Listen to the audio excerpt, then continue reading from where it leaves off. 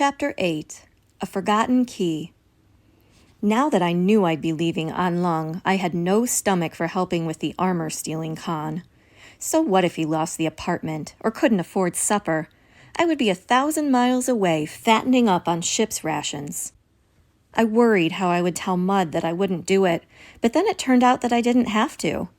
Catfish had gotten caught pretending to be a monk gathering donations for a new temple.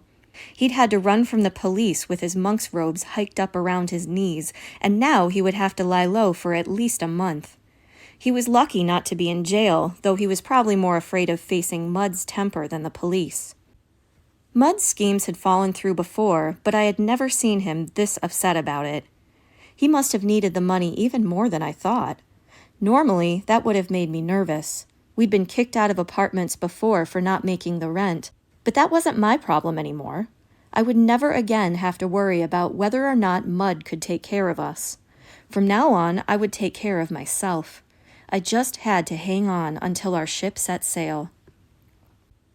The Friday before the Queen's birthday and our departure, Payun closed the shop for the last time. He had to attend to his house and make his personal preparations for our long absence. We agreed that I would meet him on Monday morning in the harbor. Our ship was called the Prosperity, which was just one more sign of my good luck. "We cast off at 9, said Payun. "Plan to be there early so there's no chance you'll miss it. And take this." He gave me a handful of coins. "It's your pay for this week, plus a bit extra for your parents to ease the sting of your being gone." "Thank you, sir," I said, dropping the coins into my apron pocket. Payun would be covering my room and all my meals on board the Prosperity, which would cut into the wages I'd be paid upon our return. But that was fine, because I didn't plan on lasting that long anyway. "I'll be there by dawn on our departure day, sir." 2.5 days until we set sail. What in the world was I going to do with myself? I wished I could still go into work just to make the time go faster, but the shop would be boarded up over the weekend. With no other ideas, I headed back to my hiding place in the fens and changed into my old clothes for the last time. Before I left, I pulled out the wool cap and double-woven cloak I had bought in the harbor market. It cost way too much, but Payun had told me it could get cold on the deck of a ship. I smiled, imagining myself standing on the deck of the Prosperity, warm in my cloak, while a cool sea breeze blew into the sails. I hid the cloak again and headed for home. In my mind, I still stood on the deck of our ship when I walked into our apartment. The door slammed shut behind me. I whirled around to see Mud, his nostrils flared and his mouth pinched in anger. "I guess you think I'm just a fool, don't you?" he growled. "What are you talking about?" Mud glowered and planted his feet in front of the door. "I knew you were acting funny. I went down to the harbor market and asked for you at the shrimp stand. They said you left the job months ago. Now tell me where you really been." My mouth twisted. Of all the times for Mud to uncover my lies, why did it have to be now? I was stupid to have come home at all. I reached into my trouser pocket and pulled out my wages. "Here's 2 weeks' pay. Just leave me alone." Mud lit up at the sight of the coins, and I knew he was only thinking of the rooster room. Good.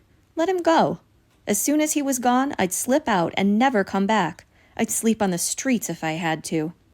2 weeks' pay? All of a sudden you got more money than a banker? He grabbed the coins off my palm, and a few of them clattered dully onto the floor. "Hey now, what's this?" My stomach dropped as Mud picked up the small brass key. In my daydreaming, I had forgotten to leave the key to Payun's shop in my hiding place. "Are you holding out on me, Sai?" said Mud, twisting the key in the light.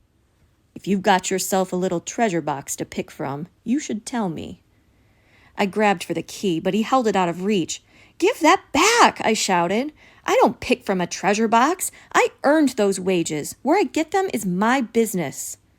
Veins popped out on Mud's neck as he shouted, "Tell me where this key is from right now!" He stepped back from me, breathing hard. After a long pause, he rubbed his temples and slowed his breath.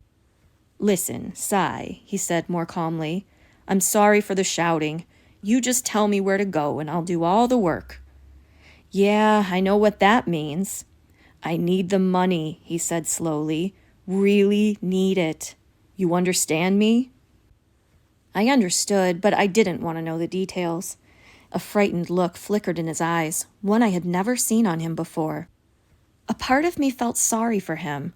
Why not just tell him the truth? Once the prosperity set sail, no one would be watching the shop, and I had no doubt that Mud would do a clean job of it. Besides, I'd be long gone by then. But something held me back. I thought about the precious maps hanging on the walls. They'd fetch a fortune on the shadow market, not to mention all the other expensive equipment.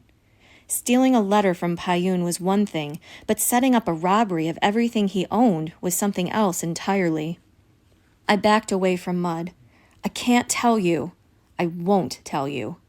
Fine, spat Mud. He dragged his rickety chair in front of the door and sat down. He tapped the shop key against his thigh. But you're not leaving this room till you tell me what this key unlocks. I can wait. I got all the time in the world.